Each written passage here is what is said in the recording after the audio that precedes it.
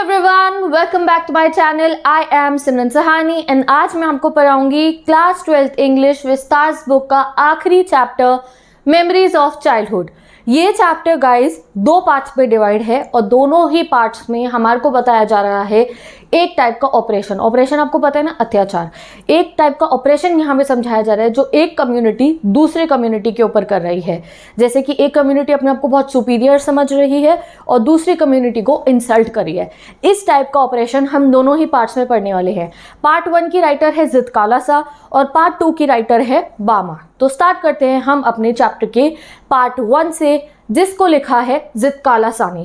अब ज़ित्कालासा कौन है? ज़ित्कालासा एक नेटिव अमेरिकन वुमेन है। आप यहाँ नेटिव अमेरिकन लोगों की पिक्चर्स देख सकते हो।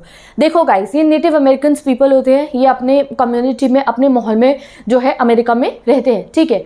अब अमेरिका में एक दौर ऐसा आता है कि भैया अमेरिकन क्या करना स्टार्ट कर देते हैं, अपने यहाँ पे कुछ बोर्डिंग स्कूल्स और कुछ हॉस्टल्स ओपन कर देते हैं और उनमें ज़बरदस्ती इन नेटिव अमेरिकन लोगों के बच्चों को भर्ती करते हैं। क्यों करते हैं? कहते हैं कि भैया ये लोग जो इनका कल्चर जो है, जैसे ट्राइबल कल्चर इनका है, ये सब उनको वो भूल जाए और इनको हम लोग मेन स्ट्रीम कल्चर में लेकर आए। यानी कि जो मेन स्ट्रीम कल्चर मतलब जो अमेरिकन कल्चर है, वही जैसे ये जीन्स टॉप पहनते हैं, बर्गर खाते हैं ऑल दैट ना, वैसा वाला कल्चर में हम इनको लेकर आएंगे। ये अपना जो प्रॉपर कल्चर है, जो ट्राइबल कल्चर है नेटिव अमेरिकन का, वो भूल जाए। फोटोज देख के आप समझ सकते हो कि अमेरिकन क्या चाहते होंगे।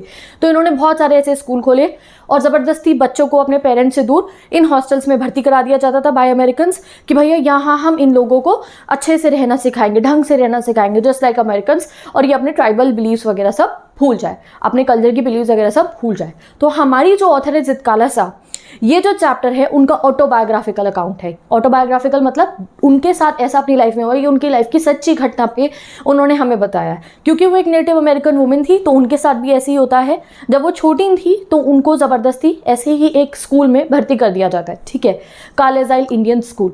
तो उनको स्कूल में डाल दिया जाता है और इस चैप्टर में वो हमें अपने स्कूल का पहला दिन बताने वाली है कि कैसे जब उन्हें उस अमेरिकन स्कूल में भर्ती कराया गया था तो क्या क्या अत्याचार उनके साथ वहाँ पे होते हैं और उन्हें उस समय पे कैसा फील होता है। तो let us start with the chapter. हम जानेंगे हमारी ऑथर का पहला दिन उनके स्कूल में कैसा था। पहले दिन को और अपने स्कूल की जगह को उन्होंने सबसे पहले डिस्क्राइब करा है land of apples. Land of Apple मतलब बहुत ठंडी जगह होती है। तो वो कहती है पहला दिन मेरा जो स्कूल में था वो काफ़ी ठंडा दिन था, आसपास हर जगह बर्फ़ पड़ी हुई थी और पेड़ पे बिल्कुल भी पत्ते वत्ते नहीं थे, यानी कि उनका स्कूल किसी सर्द जगह पे सिचुएटेड होगा और वहाँ बहुत सर्दी थी उस समय पे। अब सुबह सुबह की बात होती है, वो कहती है एक बेल फ्राई में से ना घंटी बजने की आवाज़ आती है। बेल फ्राई क्या होता है आप यहाँ फोटो में देख सकते हो, एक टावर होता है उसमें बेल लगी होती है, इसमें से बहुत जोर की घंटी बजने की आवाज़ आती है और वो ब्रेकफास्ट की बेल होती है। अनाउंसमेंट हो गई होती है कि ब्रेकफास्ट बन चुका है और बच्चों को अब ब्रेकफास्ट के लिए जाना है। अब जैसे ये आवाज़ आती है तो हमारी ऑथर को ये आवाज़ बिल्कुल पसंद नहीं आती है और कहती है एक मेटालिक सी टंग ऐसी आवाज़ आती है ना, यस।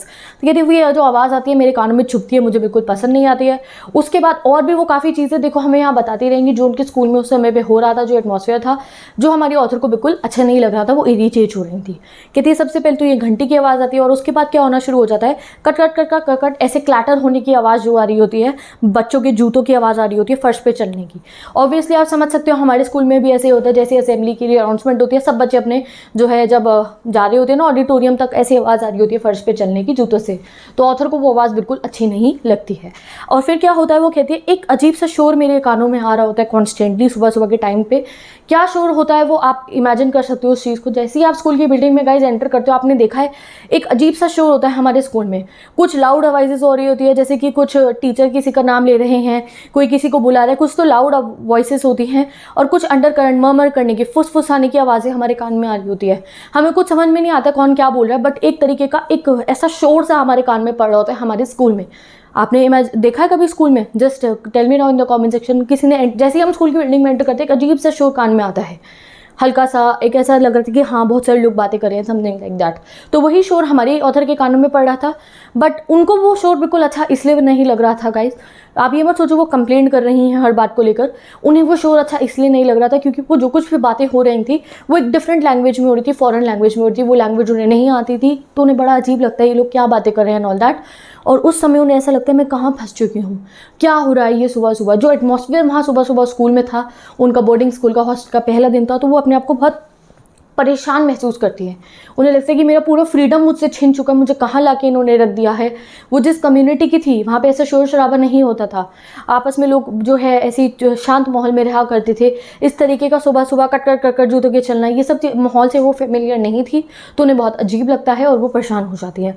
अब इतने में ही क्या होता है, एक पेल फेस वुमेन आ जाती है, सफ़ेद बाल होते हैं उसके, यानी कि वो अमेरिकन है, और वो आ जाती है और सभी लड़कियों को लाइन में लगा देती है और कहती है सभी लड़कियों को मार्च करके डाइनिंग हॉल तक जाना है। जैसे बिल्कुल डिसिप्लिन में ऐसे करके ना, हाँ भैया सब बच्चियाँ जाएंगी अब डाइनिंग हॉल में वो ब्रेकफास्ट करने के लिए। तो ऑथर भी लग जाती है लाइन में। अब जो वो लाइन में लग के जा रही होती है तो वो अपनी बाकी लड़कियों को देखती हैं जो वहाँ वो स्कूल में थी, कहती है बाकी जो लड़कियाँ थी इंडियन गर्ल्स, उन्होंने लिखा है इंडियन गर्ल, पढ़िए कन्फ्यूज़ मत हो ना, इंडियन गर्ल मतलब नेटिव अमेरिकन लड़कियाँ ही है। वो कहती है बाकी लड़कियों ने ना काफ़ी टाइट फिटेड कपड़े पहन रखे थे और उनके जूते काफ़ी स्टिफ थे। स्टिफ मतलब जो हमारे स्कूल के जूते होते हैं ना, बिल्कुल उस टाइप के पक्के से जूते बने हुए थे, हार्ड मटेरियल के जूते बन रखे थे, और उन्हें वो कपड़े एक्चुअली में खुद से जो है अच्छे नहीं लगते, कहती थी टाइट कपड़े बाकी लड़कियों ने पहन रखे थे। जो छोटी लड़कियाँ थी वहाँ पे ऑब्वियसली उस स्कूल में उन्होंने तेरे बच्चों को भर्ती कर रखा था, कुछ छोटी थी कुछ बड़ी थी, तो वो कहती है जो छोटी लड़कियाँ थी उन्होंने शॉर्ट स्लीव वाली ड्रेसेस पहन रखी थी, एप्रन टाइप वाली, और उनके जो बाल थे वो शिंगल थे, कटे वे बाल थे। तो ये सब चीज़ों को वो नोटिस कर रही थी। ऑथर बताती है मैंने तो मोकैज़न्स पहन रखे थे, बाकी लड़कियों ने स्टिफ शूज़ पहन रखे थे, मैंने मोकैज़न्स पहन रखे थे। मोकैज़न्स की फ़ोटो आप यहाँ देख सकते हो। ये कपड़े कैसे सॉफ्ट कपड़े के जूते होते हैं, कंफर्टेबल होते होंगे ना ये, हाँ। तो उन्होंने ये पहन रखी थी। कहती है मैं चल रही थी तो बिल्कुल आवाज़ नहीं आ रही थी, बाकी जब सब लोग चल रहे थे तो आवाज़ आ रही थी।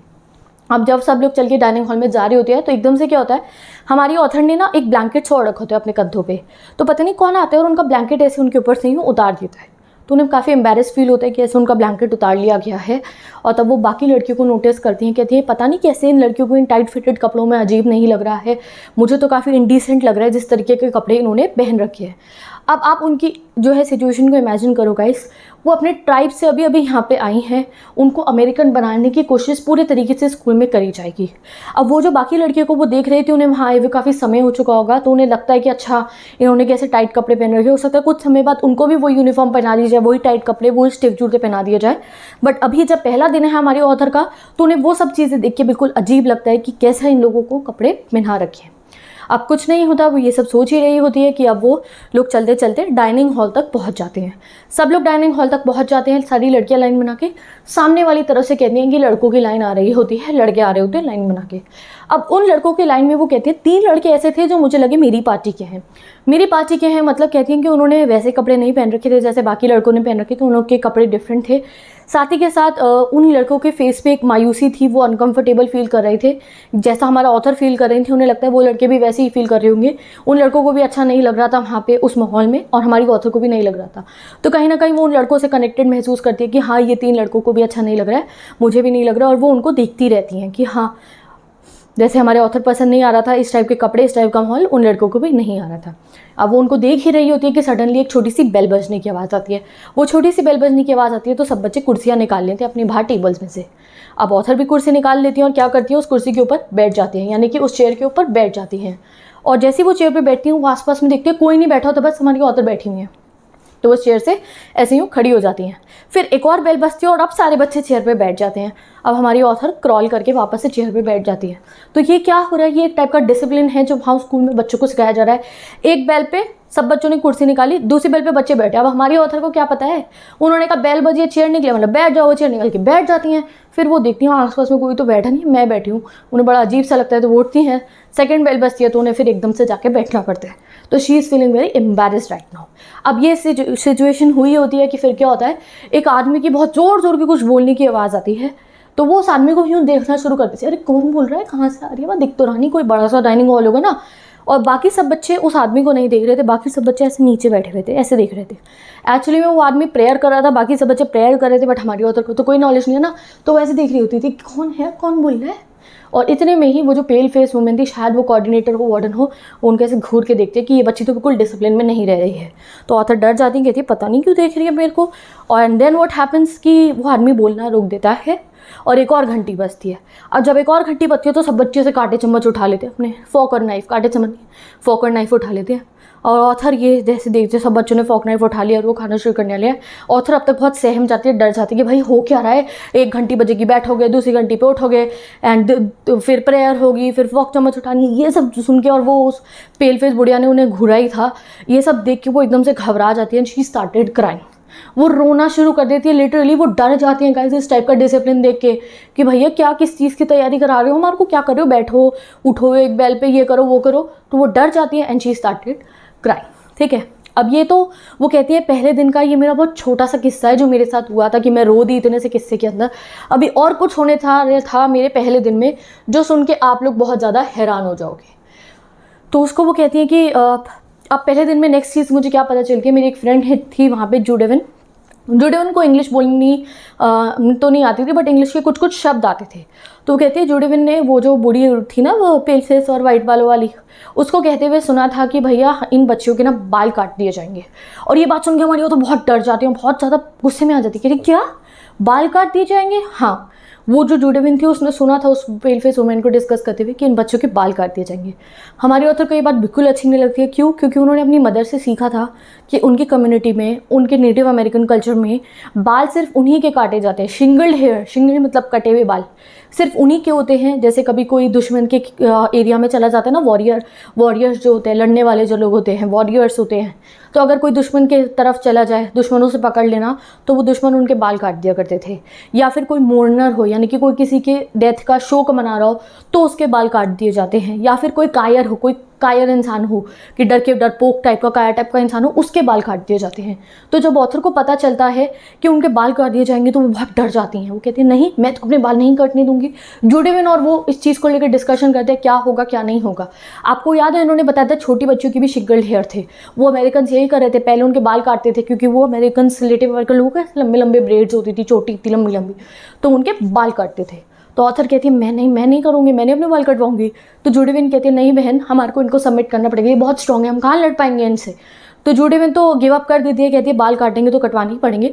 बट ऑथर कहती है नहीं, मैं तो रिबेल करूँगी, मैं नहीं कटवाने की अपने बाल। मेरी मम्मी ने मुझे सिखाया है कि बाल तो कायर लोगों के करते हैं, मोर्नर्स के करते हैं, वॉरियर्स के करते हैं जिनको दुश्मन पकड़ लेते हैं, मैं अपने बाल क्यों कटवाऊँ। तो वो अपने दिमाग में सोचती है मैं तो रिबेल करूँगी। अब जैसे ही उन्हें मौका मिलता है वो क्या करती हैं, इतना बड़ा स्कूल था भैया, सोच लो बोर्डिंग स्कूल होगा, इतना बड़ा होगा। वो देखती हैं कि भैया जैसे आसपास में कोई नहीं है, सीढ़ियों से चल के ऊपर चली जाती हैं। वहाँ पे एक हॉल आता है, हॉल में एक कमरा होता है और वहाँ जाके वो छुप जाती हैं। कहते हैं मैं छुप जाती हूँ, को मुझे वो ढूंढते रहेंगे, मेरे बाल काटे नहीं पाएंगे। तो वो कमरे में जाके वो छुप जाती है। वो कमरा कैसा था, बड़ा सा रूम था, 3 वाइट कलर के बेड लगे थे, हरे रंग के मोटे मोटे कपड़े वाले कर्टन थे वहाँ पे। वो बिल्कुल अंधेरा था, बिल्कुल भी जो है वहाँ रोशनी नहीं आ रही थी। तो वो एक बेड के नीचे क्रॉल करके छुप जाती है, ऐसे बेड के नीचे छुप के देख रही होती है। अब कुछ ही देर होती है वो बेड के नीचे वहाँ छुपी होती है। उन्हें वहाँ नीचे जितना एरिया था, वो जो सीढ़ियों के आगे वाला एरिया होगा, जो भी उनका एरिया था नीचे हॉल में से, उन्हें उनके नाम की आवाज़ें आ रही होती है, लोग उन्हें ढूंढ रहे होते हैं। वो कहती है मुझे जूडेवन की भी आवाज़ आती है कि वो भी मुझे आवाज़ें लगा रही है। क्या होता है, सब लोग उन्हें ढूंढना शुरू कर देते हैं बाल कटने के लिए। सब हमारी ऑथर का नाम पुकार रहे थे। वो कहती है मैं तो बाहर नहीं आई, मैं तो ऐसे ही सबके बैठी हुई थी कोने में। और उस समय पे उन्हें ना गाइस बहुत डर लग रहा था। वो बताती कि जैसे ही किसी के फुटस्टेप्स की आवाज़ आती थी ना ऐसे चल के आने की, तो मैं डर जाती थी कि कोई इस कमरे में ना आ जाए, कोई इस कमरे में ना आ जाए। वो बहुत शिवर कर रही थी डर के मारे उस समय।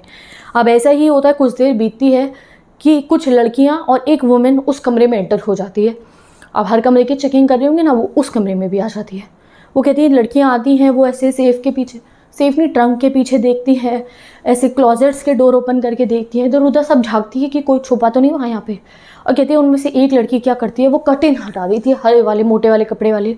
और जैसे ही वो कर्टेन हटाते हैं पूरे कमरे में रोशनी भर जाती है। और यानी कि अब वहाँ पे कमरे में सब कुछ विजिबल हो गया, तो रोशनी दिखी थी। फिर वो कहती है पता नहीं क्या होता है, किसके दिमाग में आता है कि भैया झाँक के देखो बेड के नीचे। एक लड़की झाँक के देखती है बेड के नीचे, मैं छुपी पड़ी होती हूँ, मुझे खींच के बाहर निकालते हैं। मैं उस समय पे भी रिबेल करती हूँ, मैंने उन्हें मारा, ऐसे उनको स्क्रैच करा, यानी कि चूटा होगा। उन्होंने कहा मैं नहीं जाऊँगी, बट नहीं, वो उन्हें खींच के नीचे ले जाते चेयर के ऊपर और बांध देते हैं गाइस, ऐसे बांध देते हैं चेयर के ऊपर और बाल काटने उनके शुरू करते हैं। वो कहते हैं जैसी सीजर कैची मेरे ऐसे वो लोग लगा रहे होते हैं मेरे बालों पे, तो मैं ऐसे ऐसे करती हूँ अपने बालों को, और अपने मुंह को बार बार हिलाती रहती, देखो छुपी पड़ी है वो यहाँ पे, पहले छुपी थी ना, तो कहती मैं ऐसे बाल अपने ऐसे हेड करती रहती हूँ कि ये काट ना पाए मेरे बाल। बट कहती जैसे तैसे करके ये मेरी सबसे मोटी वाली जो ब्रेड थी ना, जो मेरी चोटी थी मेरी बढ़िया सी, उसको कट कर देते। और जैसे ही मेरी वो चोटी काटते हैं मेरे अंदर की स्पिरिट लूज़ हो जाती है, मैं मन से इतना परेशान हो जाती हूँ जैसे ही मेरी ये चोटी कट जाती है। कहती है फिर मैंने कुछ नहीं करा, मैं चुपचाप बैठ गई, उन्होंने मेरे सारे जो बाल थे वो शिंगल कर दिए, काट दिया। अब ऑथर का ये था पहला दिन गाइस, उन्होंने ये देखा ना आपने उनके लिए क्या था, बाल किसी के कटेंगे, कायरों के कटेंगे, मोनर्स के कटेंगे। तो वो बहुत मनी हमन छोटी बच्ची हैं गाइस, वो परेशान हो जाती हैं। वो कहती है उस दिन मुझे ऐसा लगा कि जब से मैं अपनी मदर से दूर हुई हूँ, जब से मतलब मैं बोर्डिंग स्कूल में आई हूँ, मेरे साथ कुछ अच्छा नहीं हुआ। हर जगह मेरे साथ ह्यूमिलिएशन हुई है, कोई मेरे बाल काट रहा है, कोई मुझे हवा में झुला रहा है ऐसे जैसे मैं कोई लकड़ी की गुड़िया हूँ, जैसे उनको खींच के लाया गया ना बेड के नीचे से। जब से मैं अपनी मदर से दूर हुई हूँ मेरे साथ ऐसी ही चीज़ें हो रही हैं। She felt very sad. वो कहती है मैं इतना सैड हो गई जब मेरे बाल कट गए, कोने में बैठी हुई थी। देखा ना आपने शिनचैन को भी, जैसे वो कोने में बैठ जाते ऊपर नीला नीला हो जाते उसके, वैसे हमारी ऑथर भी कोने में बैठ गई थी। इतनी परेशान थी वो ऐसे कि भाई मेरे बाल कट गए, उन्हें अकेलापन महसूस हो रहा। कह रही not a single soul came to me, कोई एक जना नहीं आया मुझे चुप कराने, मुझे जो है कहने की बेटा परेशान मत हो, कोई नहीं आया मेरे पास। और उस दिन उन्हें समझ में आ गया कि मैं अब इन लोगों के लिए एक जानवर की तरह बन चुकी हूँ। कैसे जानवर? एक कैटल, जैसे चरवाहे होते हैं ना, शेपर्ड्स होते हैं, वो शीप्स को चलाते रहते हैं इस डायरेक्शन में उस डायरेक्शन में। शीप्स की कोई मर्जी नहीं चलती, उन्हें बस जो चरवाहा कहता है, जो शेपर्ड कहेगा वही सब उनके साथ से वो चलती रहती है। वो कहते मेरे को ऐसा ही फील हो रहा था कि ये कार्लिसल इंडियन स्कूल वाले, ये लोग अमेरिकन्स, ये एक शेपर्ड बन चुके हैं और मैं एक कौन हूँ, मैं एक कैटल हूँ। जैसे जैसे ही मुझे चलाते रहेंगे मैं चलती रहूँगी। और यहाँ पे आपका ये चैप्टर एंड हो जाता है। तो ये अत्याचार हमारी ऑथर के साथ होते हैं, उनका पहला दिन स्कूल में। और भी काफ़ी कुछ हुआ होगा, वो उन्होंने अभी हमें इस चैप्टर में बताया, बट उन्होंने काफ़ी ऐसे वर्क्स करे हैं जहाँ पे उन्होंने असलियत दिखाई है इस पूरे सिस्टम की। अब आप यहाँ सोच रहे हो कि हमारी ऑथर ने गिव अप कर दिया, बट नहीं गाइस, आप देख सकते हो उन्होंने ये चैप्टर बनाया, उन्होंने अपनी कहानियाँ लोगों तक पहुँचाई। तो जैसे उन्होंने उस समय पे गिव अप नहीं करा, जुडिविन ने कहा गिव अप करूँगी, ऑथर ने नहीं कहा, वैसे आगे भी उन्होंने लाइफ में गिव अप नहीं करा। एंड आज हमें उनकी कहानी उनके मुँह से ही पता चल रही है। तो ये थी ज़िद-काला सा की कहानी। अब हम पढ़ेंगे अपनी आगे की कहानी जो बामा की कहानी है। तो let's study the next part of this chapter. Okay guys, तो अब जो बामा की कहानी है we too are human beings, उसे पढ़ेंगे हम पार्ट 2 वीडियो में, जिसका लिंक डिस्क्रिप्शन बॉक्स में गिवन है। तो with this take a best of luck, मैं मिलती हूँ आपसे नेक्स्ट वीडियो।